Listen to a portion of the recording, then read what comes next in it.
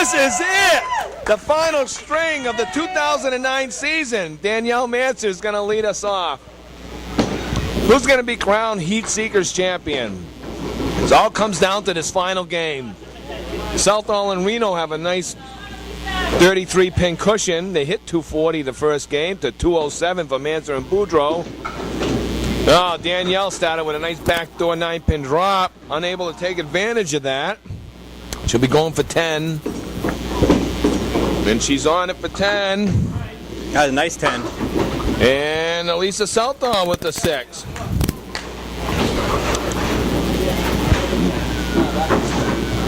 Well, Manser and Boudreaux picked up a quick 4 pins. Dropped that lead down to 29. Long way to go. Any one of these kids can get hot at any time. Get the 4 horsemen right side for Danielle. 7-pin in the corner.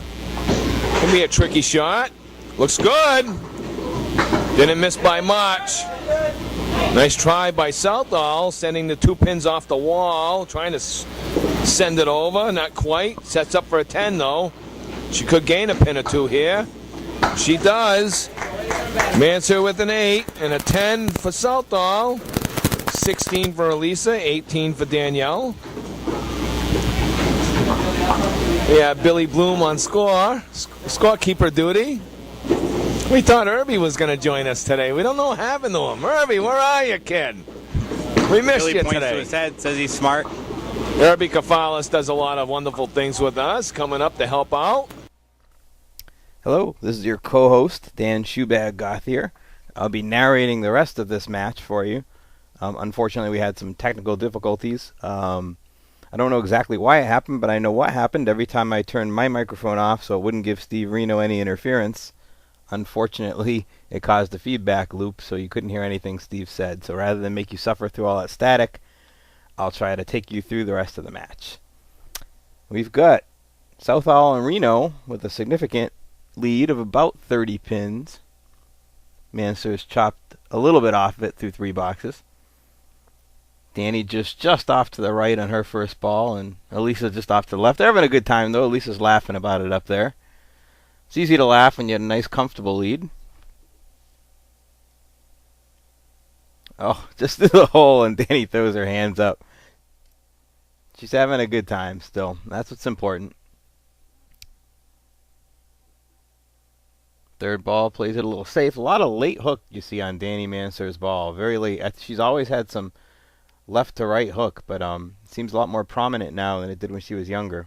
And Elisa Southall picks up 3 more pins back, getting her lead back up to about what it was when she started. You know, coming into this match was 240 to 207 in favor of Southall and Reno.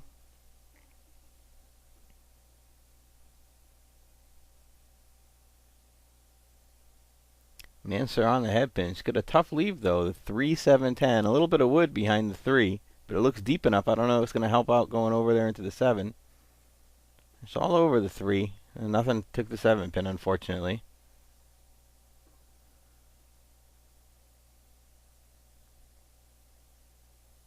Lisa Southall is hoping to get out of this with something. She takes a couple pins on the right. 7. Boys are going to get up there and take a shot now. Steve Reno on the left. Jonathan J-Bomb Boudreaux on the right.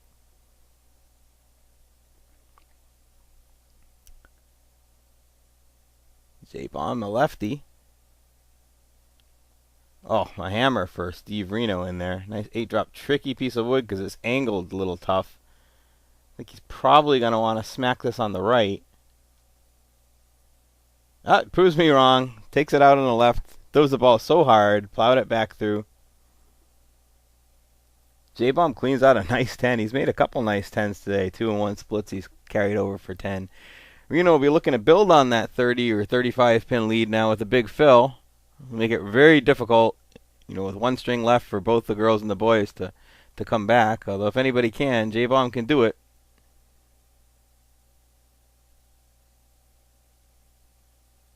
Reno with a nice 7 fill. Jonathan with a split, but he's got a lot of help in there. Oh, he did not want to be that far off to the left. I think he could have gotten away with being on the right of the head pin with all that wood. Steve plucks out the front pin. Both boys looking to clean up for a 9 or a 10. Getting your 9s and 10s so important, even with big leads, as I found out this week in my leagues.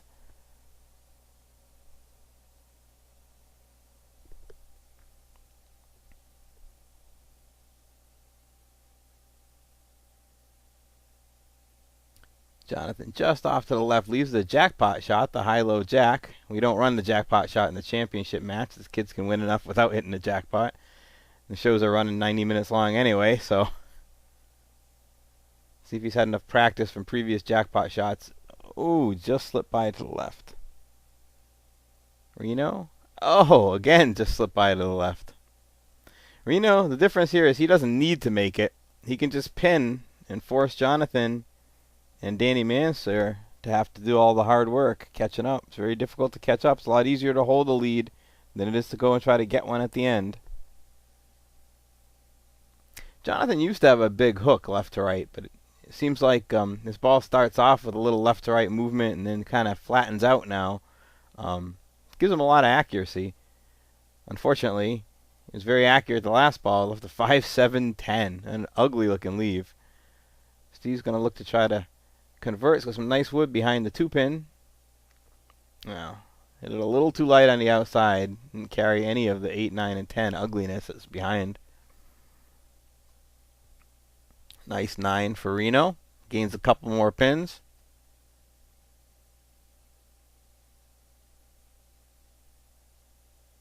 Girls look like they're having a lot of fun up there. Jonathan, very serious. Reno looked a little upset at that ball. Got away from him. Half Worcester. Again, Jonathan throws his hands up. He's not as sharp as he usually is. Just slipping by a little bit. Another half Worcester for Reno on the right side. Full Worcester. Tough box to get out of. How many times do you see you get a 4 or a 5 on a box like this, even if you hit the head pin?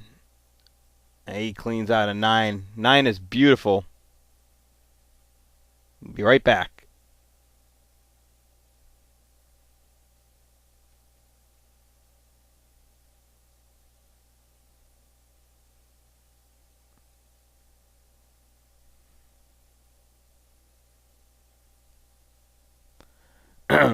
Girls.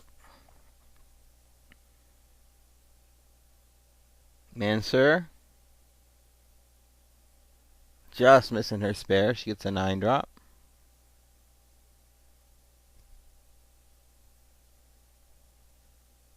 Oh, slipped into the channel. It's going to be a 9 for Danny Manser and a 9 for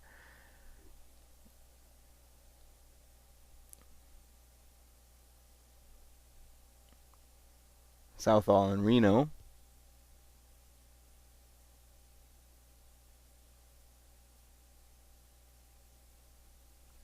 We're into the final 9 boxes now. Lead's still pretty formidable. It's up in the high 30s, around 40 pins.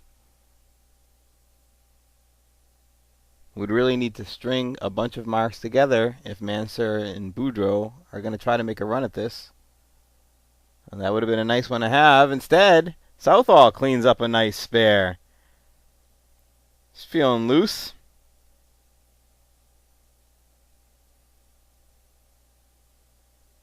Looking to see if she gives a look to Bloom on scoreboard, but she doesn't. She's focused.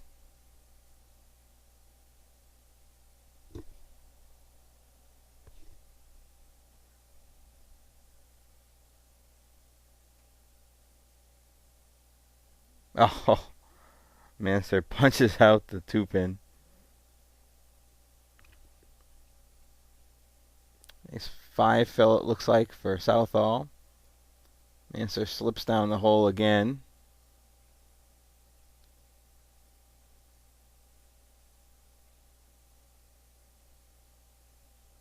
And tries to get a nice out of the box. She hit it good, gets only a 6. Southall settles for a 7. Pretty formidable lead. We'll have to come back and finish this up.